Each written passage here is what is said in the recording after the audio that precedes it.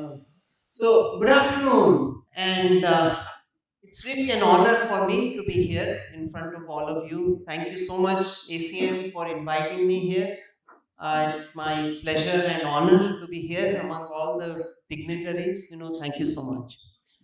So, today, we're going to talk about quantum computing. Okay, so at the end of this talk, you're going to know where India stands, what can you do in quantum. Okay, so those are some questions we're going to answer. Okay, so how many people here have used a quantum computer?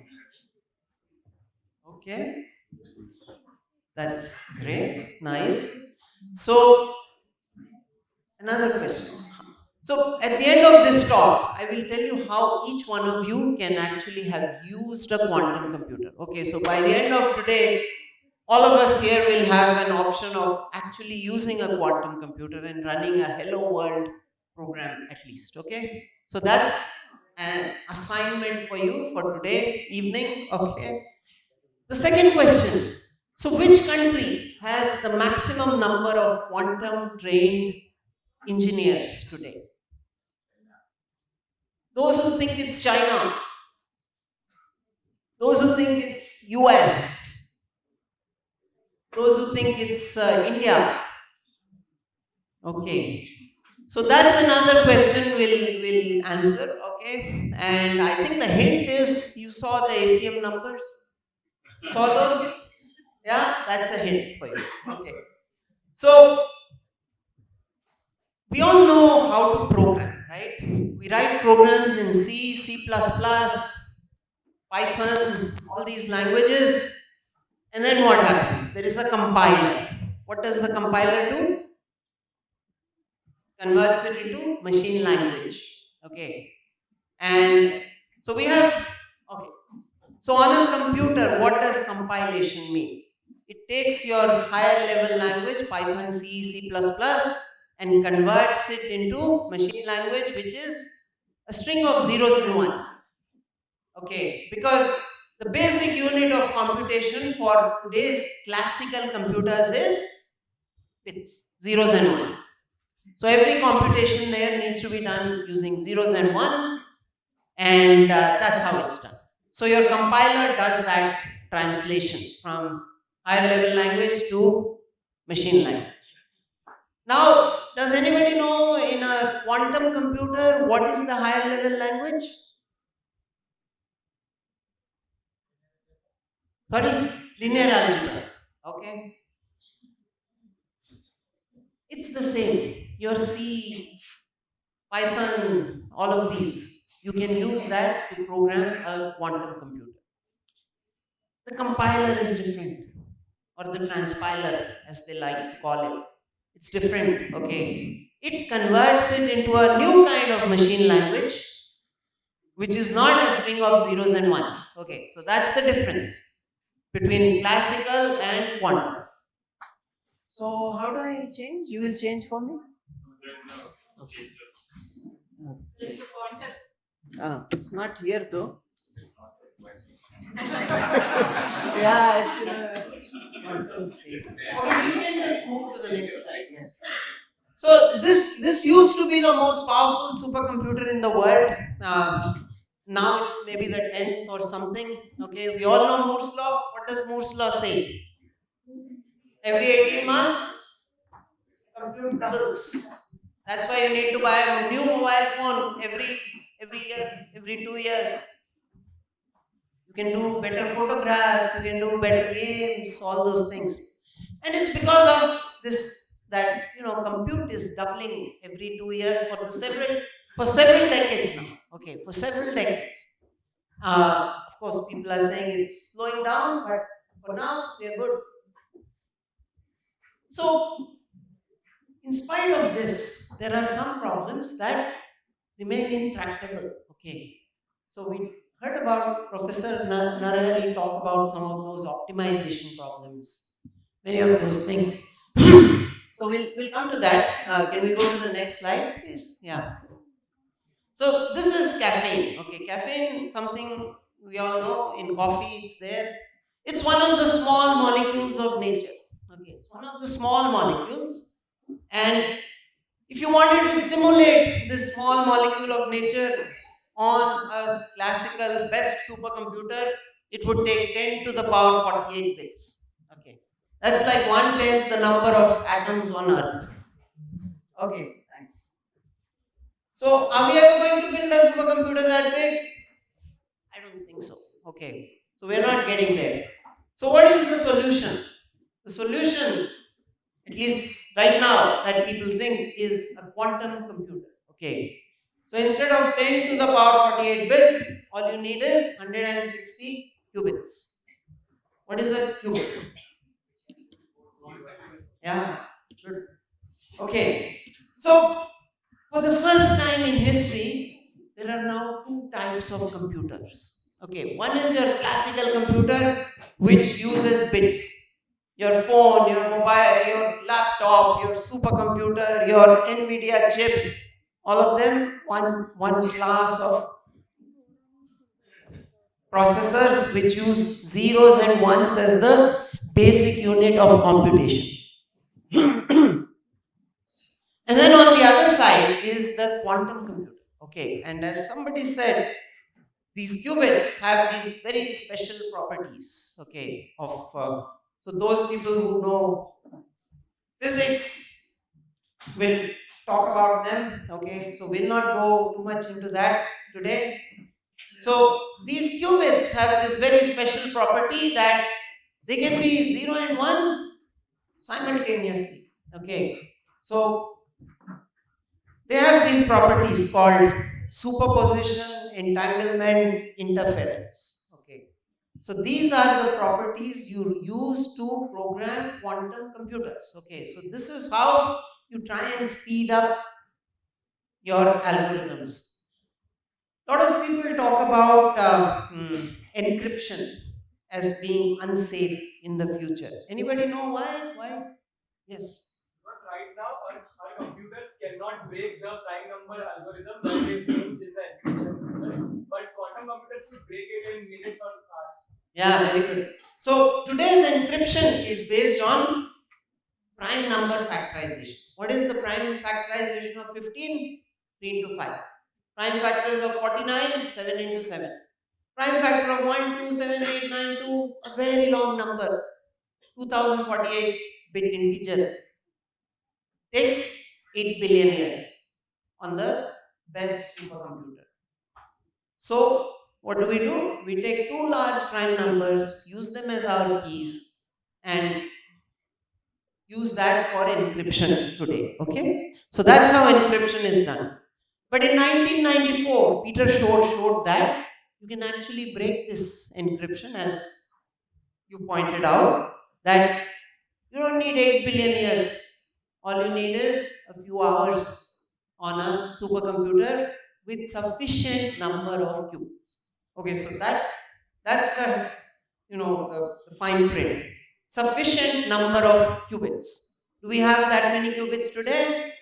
We don't have that, but we are going to have it in the future. So, what are governments doing? Governments are saying we need to replace all the RSA public key by quantum safe encryption. Okay, something which cannot be broken using quantum computers. Okay, and people have already found these encryption things, and they've been standardized also. So, for example, US is saying by 2030 we're going to shift to quantum safe.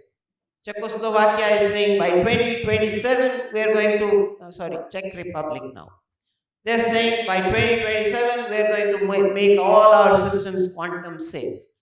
India hasn't said anything yet, but you get the picture, right? So in the next few years, all countries are going to become quantum safe. All your passwords, all your banking transactions, everything is becoming unsafe as the quantum computers keep improving. Okay, and there is going to be a point when it breaks this prime factorization because mathematically it has already been shown, but you don't have a computer as powerful in yet which can run this on a quantum computer and actually break it.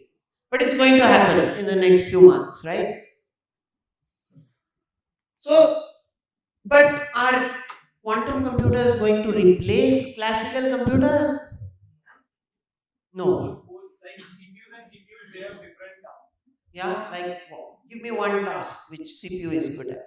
CPU is good at running algorithms which are for scheduling, or it is good at IP network access, etc. Those are not the tasks that GPU could perform. Yeah, that's good. I'll give you a simple example. Multiplication.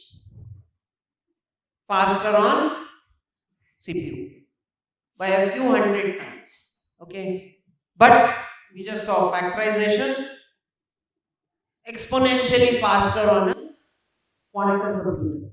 So in future, what is going to happen is you're going to have, as this person pointed out, CPUs, GPUs, and QPUs working together. Okay, so already people have started doing this, where they're looking at, to you today, you run an AI program. You don't say that, oh, this part goes to AI chips, this one goes to CPU, this one goes to GPU.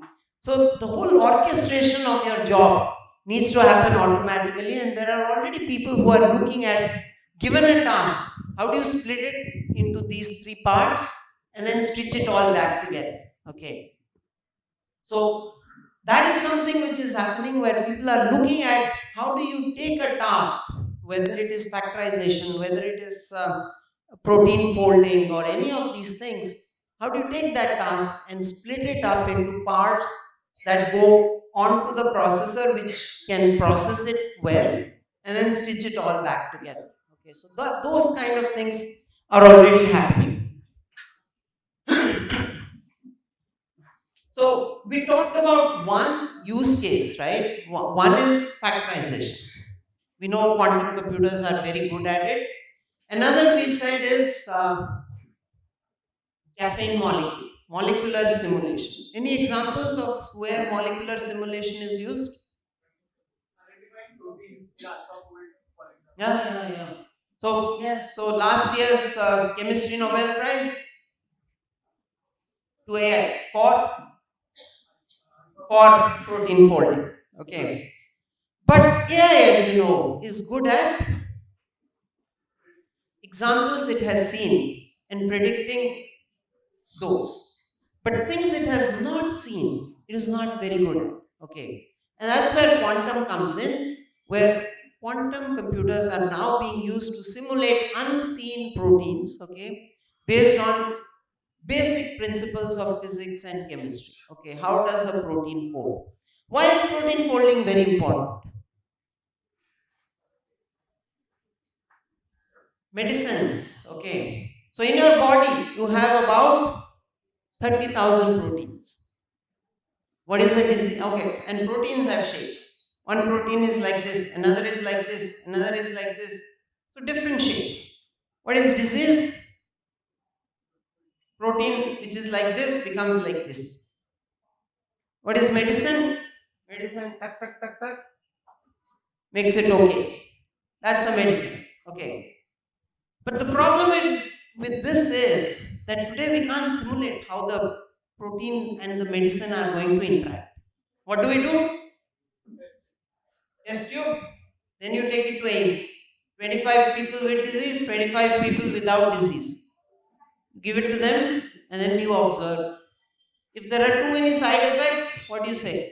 You say, oh, this medicine no good. Throw it away. You start afresh. Okay. That's how you do medicines today. But of course, if it's cancer, you say, okay, I'll live with the side effects. What are side effects? A medicine which you made to correct this also goes and fits other proteins in your body. That's side effects. And those are things we are not able to predict today. Okay. And as I said, even caffeine, which is one of the small molecules, can't be simulated today.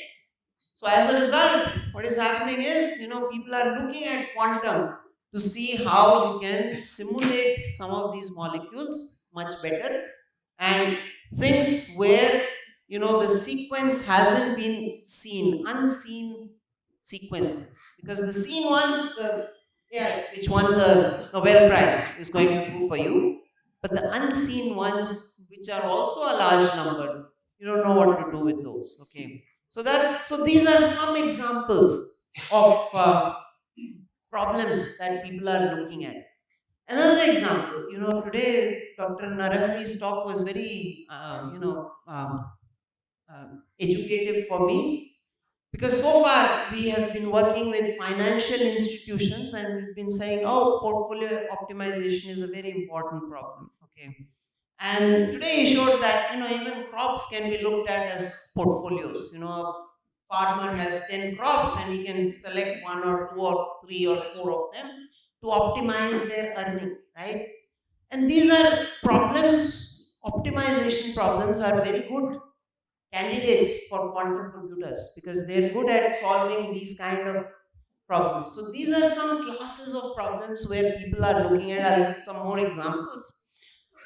This slide you don't have to understand much except to say that in 2016 IBM launched the 5-qubit quantum computer, 2024 156, and by 2033 1 lakh.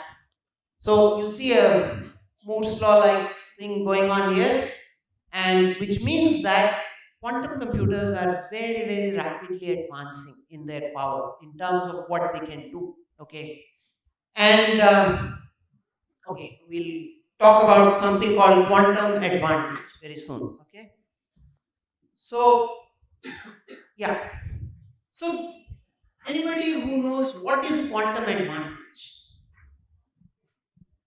So today morning, somebody talked about the internet.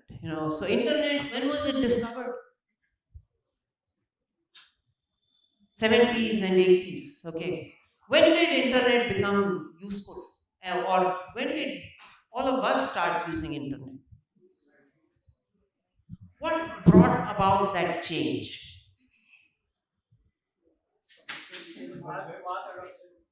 What triggered that mass adoption? Yeah, so according to me, okay, two very simple things. One is there was a company called Netscape, came before all of you were born out there, okay, and it died also before you came, okay. And this company, what did it build? A browser. That's it, browser. Before Netscape, we didn't know how to go to websites. We didn't know that. The other company is Google. Before Google, there was all that data. We didn't know what to do with it. How do I find what I need? PCs. Who made PCs usable? Yeah, Microsoft with its operating system. Who made AI usable? Yeah, OpenAI. Now, who's going to make quantum usable? No, not IBM. It's not IBM. Okay. Okay, we'll come to answer that one. Okay. Keep that in mind. Who's going to reach quantum advantage? Okay, that's a question each one of you has to answer.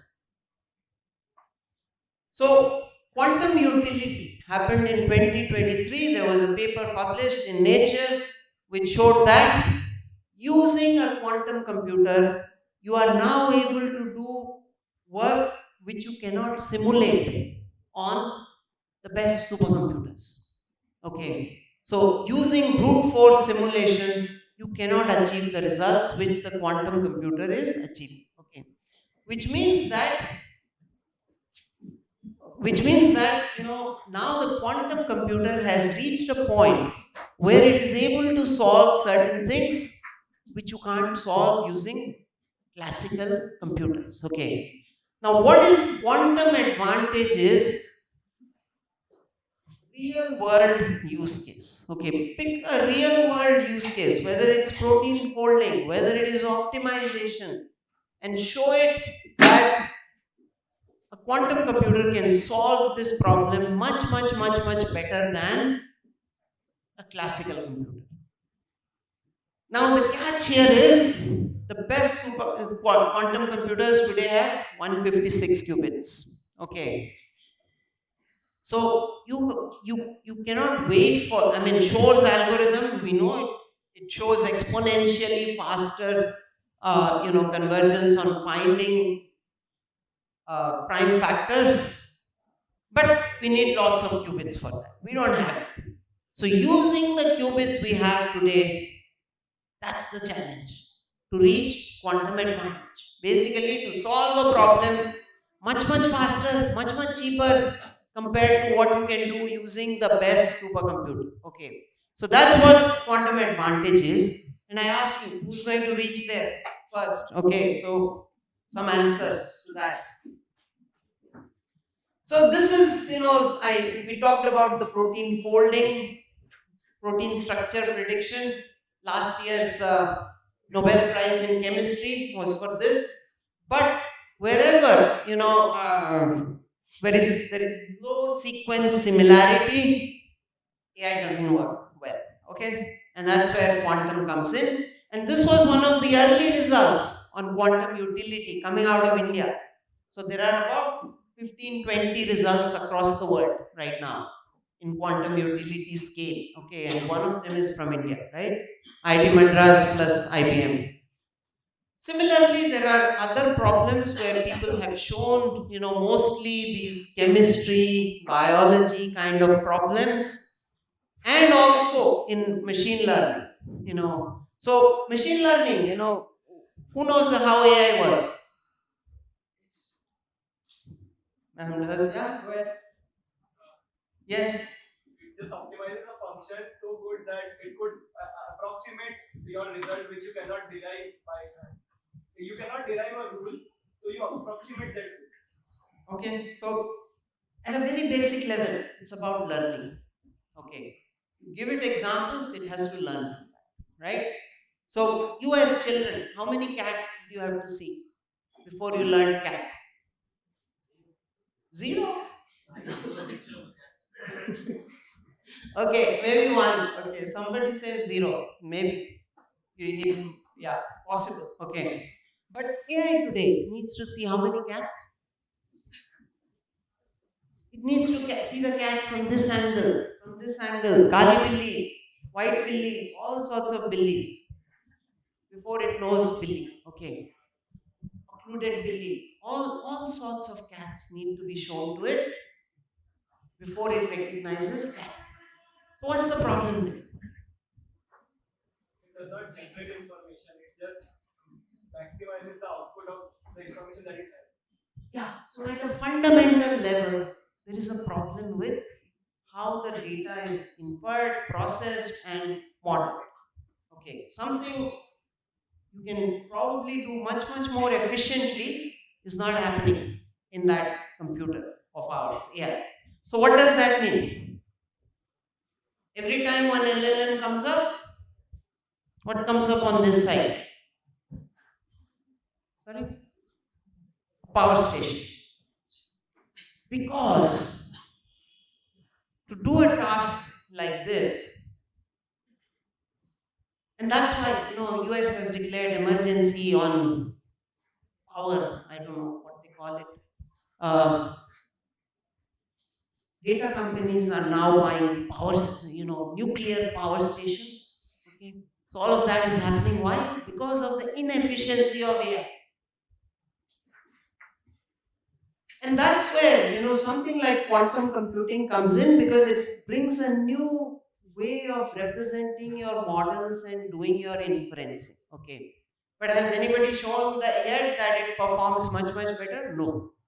On small problems, yes, we are seeing that there is evidence that you need lesser data to train the same models, but on a large scale, we haven't yet been able to show. Okay. So that challenge remains, but yes, those are challenges where, for example, here in my team, we looked at spatial tissue modeling and to do classification, right? So this was a hybrid model where you're bringing classical and quantum together to do your processing. Okay. So these kind of models, we are seeing a lot of these come up where a job is broken up, as I said, CPU, GPU, and QPU working together. Okay. A lot of these jobs are now tending towards that, where you can call, I mean, like the term for it is quantum centric supercomputing. Okay, so where you're using a bunch of different kinds of CPUs to GPU and QPU to actually do your processing. Okay, so yeah, so now the big question that I asked you, which country has the maximum number? Okay, so this one is a McKinsey report. European Union, it's a combination of many, many countries, okay? And that's a map of the IBM systems being used across the world. And India right now is one of the big users of quantum computers, okay, across the world. Kids, we offered an NPTEL program, 15,000 people registered. 7,500 were 12th class students. So something amazing is happening, okay, where people are going and self-learning in India. And this map, you zoom in, zoom in, zoom in. This is all sorts of places, all states, little colleges where you might not have heard the name of. We're seeing that happen. Okay, so there is a huge, huge, huge uptake in terms of people just self-learning, because how many colleges teach quantum computing today? Maybe 10. ISC, IIT Madras, IIT Jodhpur, some 5, 6 colleges. That's it. Others maybe teach it once in 2 years or something. But all these kids are just going and self-learning. And today, we are hiring people for our ISKIT team here. We get hundreds of applications from kids all over the place, BTech, MTech, PhD, all sorts of people applying, and very good people with very good hands-on skills. Okay, very good hands-on skills. So, which means that today, in terms of talent, we are way up there. Okay, very good. So, who's going to bring quantum advantage? Yeah, it has to be you. Okay. And this is something which the government is also aware of. And I don't know how many people are aware of. There is a NQM, National Quantum Mission. Okay, the government has plugged in about 6,000 crores into this. Uh, in the first round, they funded about 43 institutions. Okay, 4 hubs have been set up. IIT Madras for communications, IIT Bangalore for computing, IIT Bombay for sensing, and IIT Delhi for materials. Okay, so 4 hubs have been set up. And the goal here is, in the next 7 years, we lead in quantum. Okay, so that's the goal. The government is plugging in money. This is into institutions, but there was also a startup call last year in, I think, November, or was it September, October, November. 100 plus startups in quantum applied, and the government has funded 8 of them. Okay.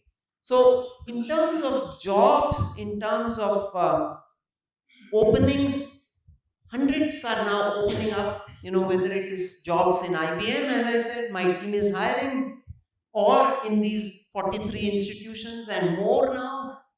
People are hiring, PhDs, master students, all sorts of people to come and build those deliverables that India has committed under the National Quantum Mission. Okay. And the goal here, as I said, is to get quantum advantage out of India. And by which year is quantum advantage going to happen? Yes, 2035. Okay, 2035. Anybody else? 2032. Okay, good. We're getting closer. Good. 2030. Okay. Okay, so IBM, the VP of IBM Quantum in Supercon. Is it I mean, the super computing. Yes, the that conference in December, was it? He promised in November. Yeah. So he promised that in 2 years we're going to reach there, which means 2026. That was 2024. Okay. And this is IBM. There are startups which are saying we'll get there faster. Okay. So it's not too far. It's happening right now. Okay, it's happening right now. In fact, the cyber security angle, which I told you about, the encryption getting broken, that has already begun. There are many companies which are hiring big cyber security people right now. You know, just BTechs, MTechs, not PhD, just BTechs and MTechs. Okay. So there is a huge opportunity now for all these people to now get into the work stream, because I hear a lot of talk that, oh, AI is taking away my job. Yes, it's taking, but it's also creating a lot of new jobs now. Okay, so a lot of new opportunities are coming up, and a lot of this is quantum driven in the near future. Okay, so and the other thing we are seeing is that those who are good at quantum are also good at classical. Why? Because you're always benchmarking. You're saying that I want to get better than classical, and you're doing that interplay all the time, you know.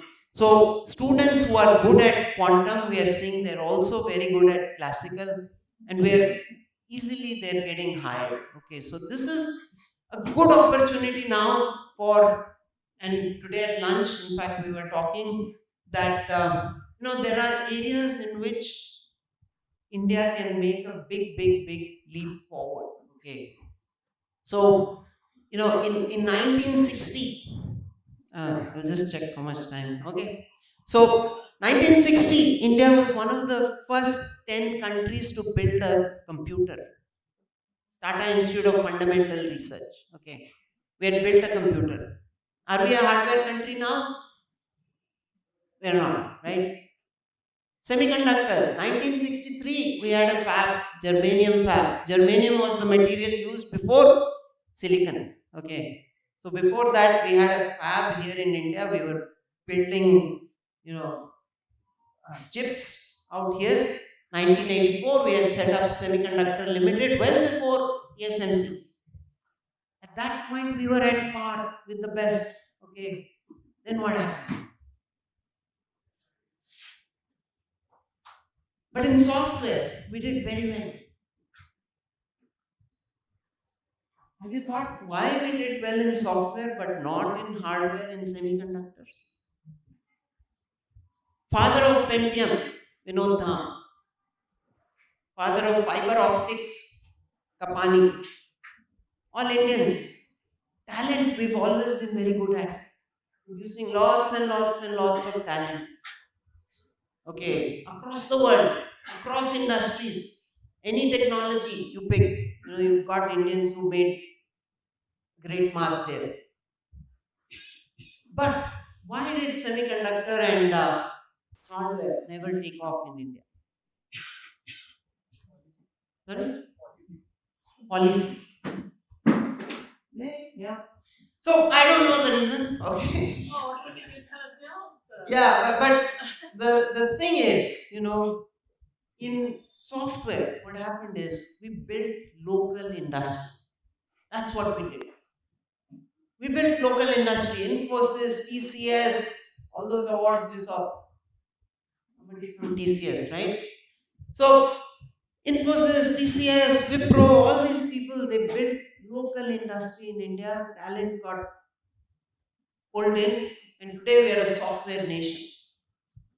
In hardware, in semiconductors, it always remained in the labs. It never became an industry. Okay.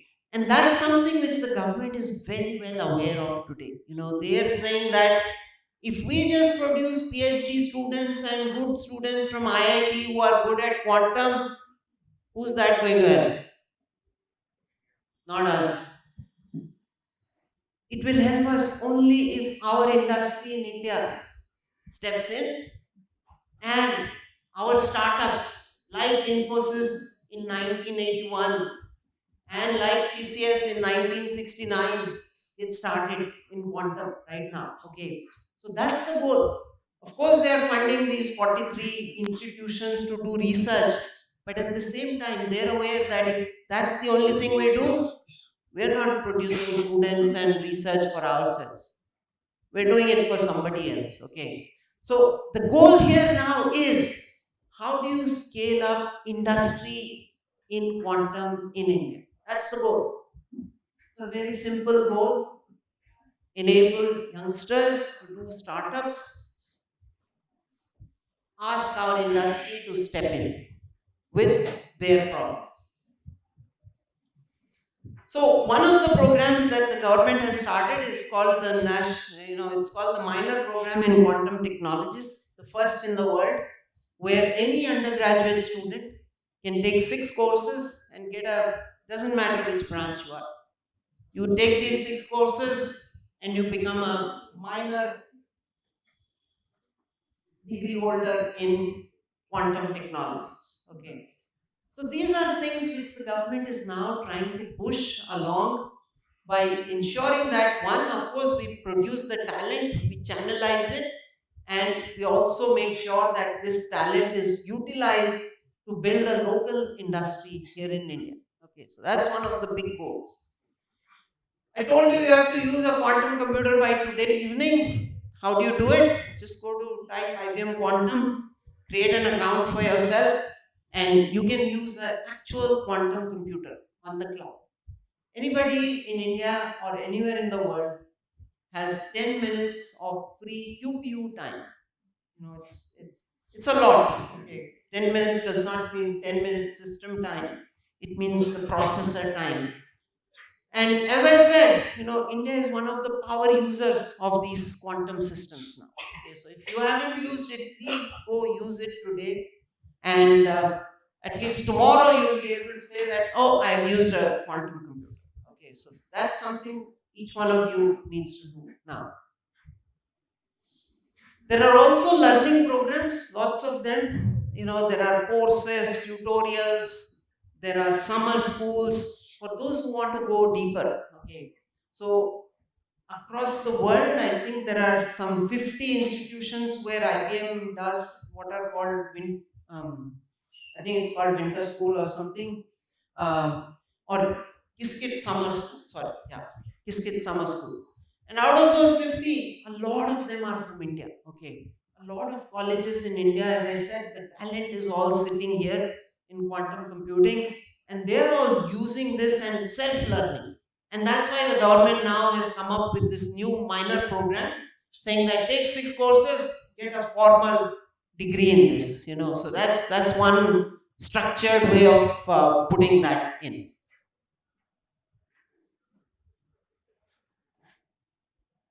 Okay, I'll not go here.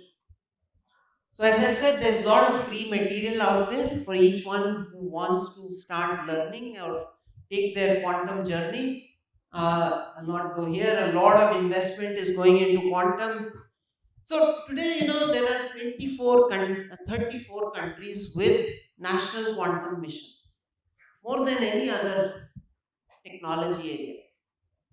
Do you know why 34 countries have their own national quantum missions? Many of them, like UK, US, all of them have put export controls saying that we're not going to export our technology, some of the critical technologies, to anywhere in the world. You know why? Sorry? Yeah, crypto is one of them. Yes, so the thinking is that among policymakers, among scientists, all of them, that whoever takes the lead in quantum will have several decades of economic dominance over Earth. That's the reason. You got to go talk to a politician. Why did you invest in a national quantum mission? This is the reason they give. That whoever is going to take that lead is going to get an economic dominance on everything, right? So you're seeing that there is huge investments that people are now making. There are in Bangalore, I know of startup funds, India specific startup funds with $750 million to invest in quantum startups based in India. Okay. So this is a huge, huge, huge opportunity for all the young people. Okay. So uh, this is the time, to have a big vision and go and execute it. Who knows the founder of OpenAI? Elton Musk. Do you know how much Sam Altman has studied? Yeah, he's a third year dropout. Anybody here who's in third year? So did Okay. Yeah. So, sorry. Yeah. So the point is that there are many industries now looking at quantum use cases, and there are now many startups which are beginning to look at each of these problems. In agriculture, we saw some beautiful problems today. In optimization problems, which are all very good candidates for quantum. And there are people who are sitting there waiting for you to come and say, I'm going to try and solve this, to give you the money. Okay, so please just take that. Go solve these problems which people are today solving across industries, across streams. Many of them by startups. Many of them are the finance industry, for example, the banking is putting it in its own money. But many of the others, banking always is up there. That's where I heard the portfolio optimization problem. But today, we heard portfolio optimization in agriculture also, right? So there are many areas where this is going to have an impact. And people are now looking at where do people come in to solve some of these. And as I said, there are multiple stakeholders, whether it is VCs, whether it is the government, whether it is different companies, which are now looking at using these quantum computers to solve the problems. So, as I said, in the next 2 years is when quantum advantage is expected, and this is the time to double down, to go be the first. So that's what we're driving.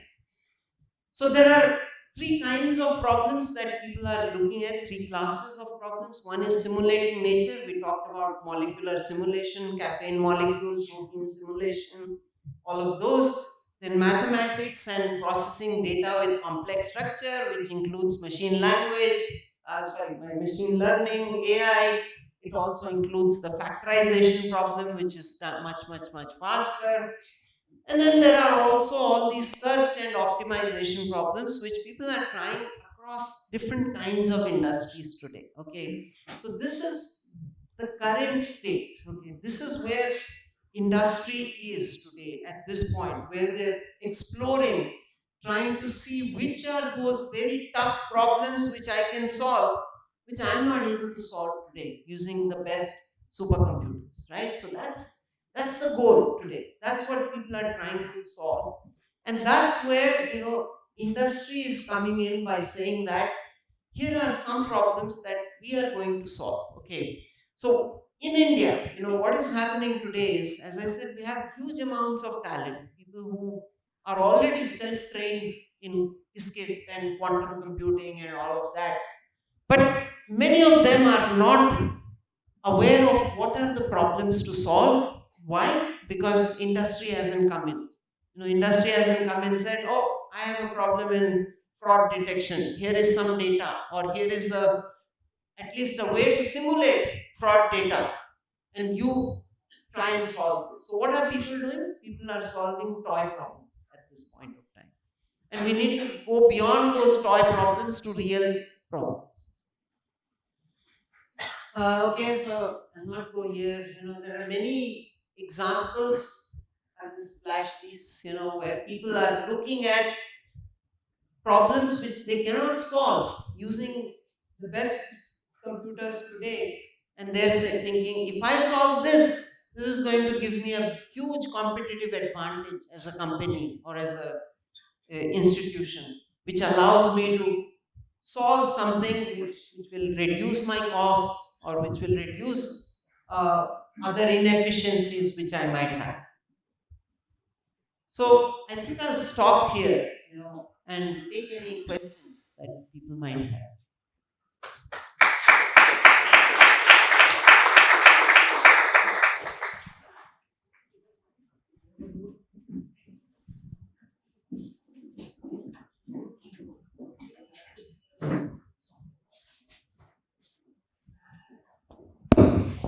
Yeah. Thank you, Venkat, for such a stimulating talk. I think there will be a lot of questions. So, yeah, the person who was answering most questions is now having his own question.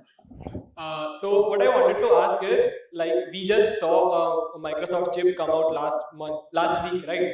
And they claim they reduced most of the noise that was causing the inefficiency in the quantum chips, even at 160 qubits. And they are saying that they could handle 1 million qubits.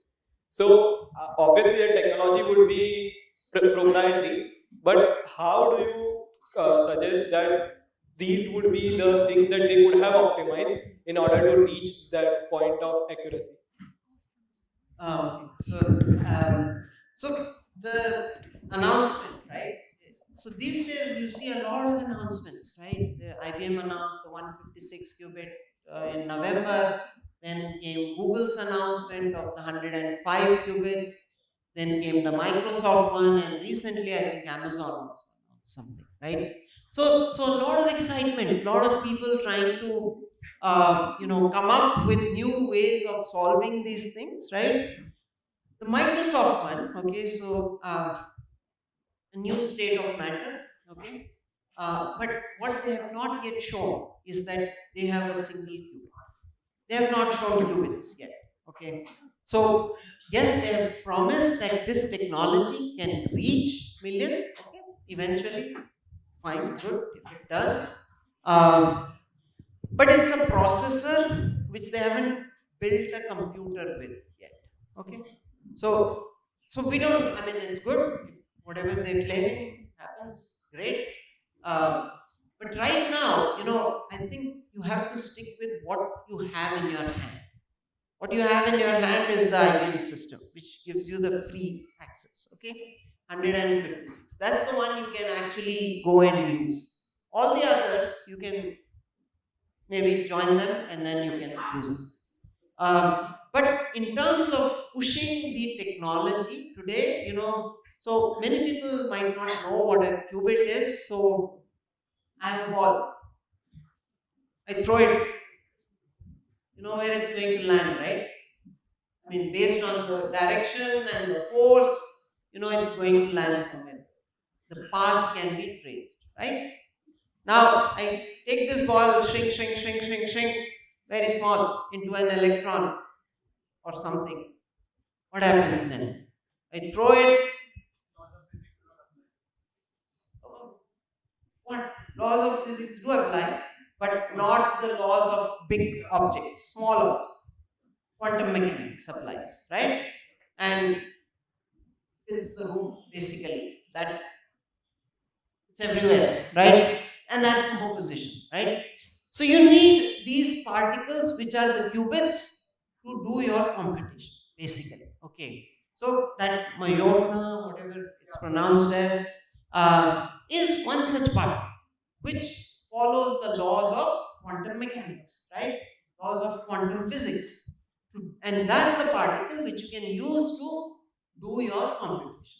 Now, several of these are supercooled, like the IBM is a supercooled set of molecules that you can move, but there are also room temperature. Go to IISc Bangalore, they have built a photonic based quantum computer. What are photons? Light particles. Single light particles behave as, yes, a qubit, right?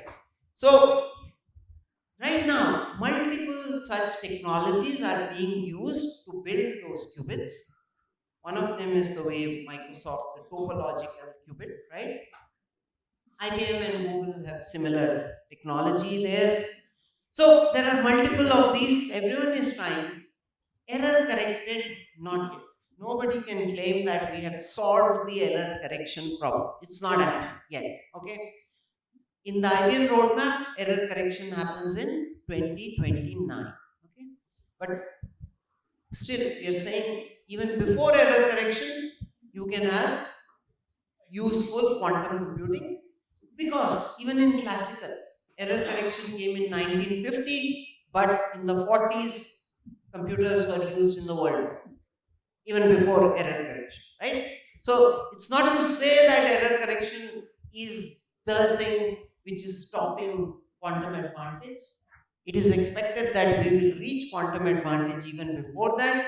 And as I said, multiple qubit technologies are still in the running. We don't know which one is going to win. Each company has picked its own, right? Saying that this is the qubit that's going to work for me. And Microsoft was one such announcement.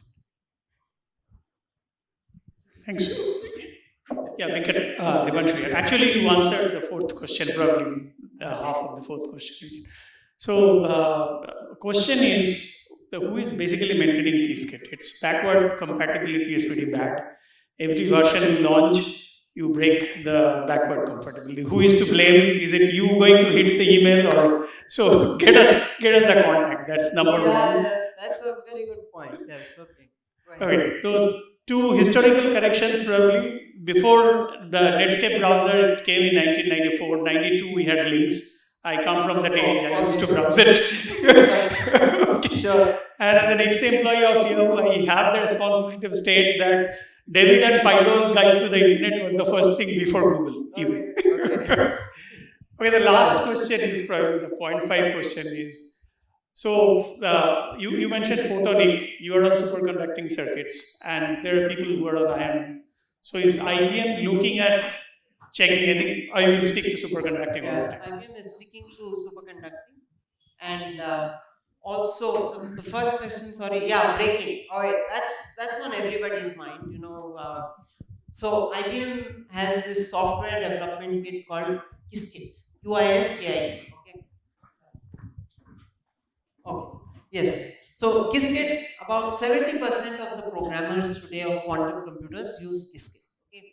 It's a Python library. So if you know Python, you can go start using a quantum. Now, what happened is last year IBM released Qiskit 1.0, and that broke all the previous code that people had written.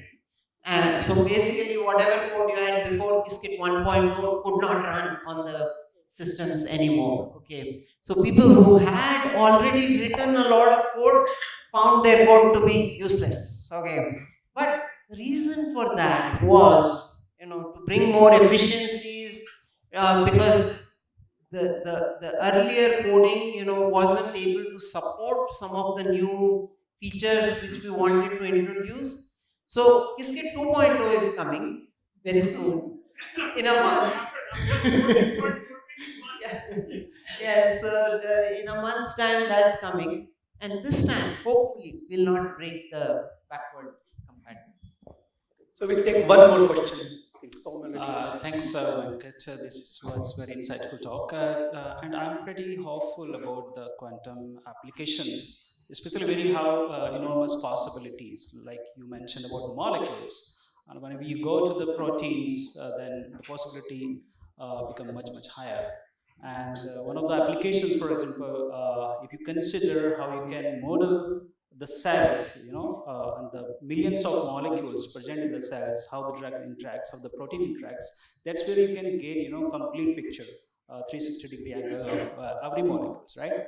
But how do you suggest, and I wonder whether the quantum based algorithm have to be different from the classical one, or like the existing AI models, for example, how they're going to synergize, because I believe it is going to be a combination of all the three concepts, but could, for example, AlphaFold based model be used for the quantum, or do they have to be separate quantum based kind of models to be there? And second, the last, I just want to get your comment from the remark that NVIDIA CEO made about the very useful quantum computers are 15 to 30 years away. from now that have wiped, billions of dollars of quantum computing industry, right? Yeah, thanks. Yeah, thanks. So, so the first question was, sorry, you stumped me with the NVIDIA question. After that, I forgot everything else.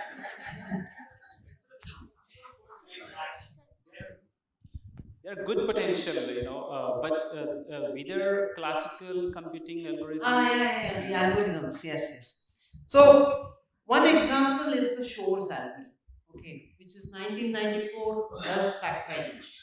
Now, if you do factorization on a classical way, right, you have to, I mean, we know how to do it, but only that it takes a lot of steps, okay. So, it's going to take billions of years, that we know. We know how to do it, but it's going to take all those steps, right? Now, on a quantum, we talked about that superposition, entanglement, and interference. Okay. So, any algorithm that you write has to utilize those properties. That's what it has to. Okay. So, we can go into some specific algorithms like Shor's or something to see how, classical quantum, how the algorithms are different. Okay. So, they have to be different. You cannot use the same one. Okay. Now comes the NVIDIA question. Okay, the big question. Okay. So, NVIDIA chief said that it's 15, 20, I don't know how many years away. Okay. But as a quantum guy, I don't think that's true. Okay, we are working, as I said, next 2 years, quantum advantage. Next 4 years, quantum error correction. So it's happening. People who are, I think there are also business reasons because NVIDIA does not have a quantum processor. They have classical, and right now they're looking at how that classical can be cross-sold or upsold along with quantum because many users are asking for both, right? So it's fine. I mean, so people who are in quantum, I think they need to be believers. You cannot get distracted by noise here and there. You got to be steady on your path and just get it done. Okay. Yeah, let's thank the speaker. I request speakers to come on stage to give memento to Venkata.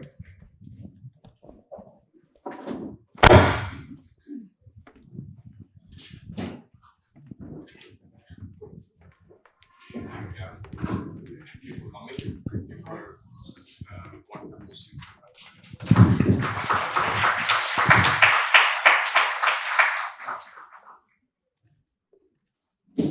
Thank you.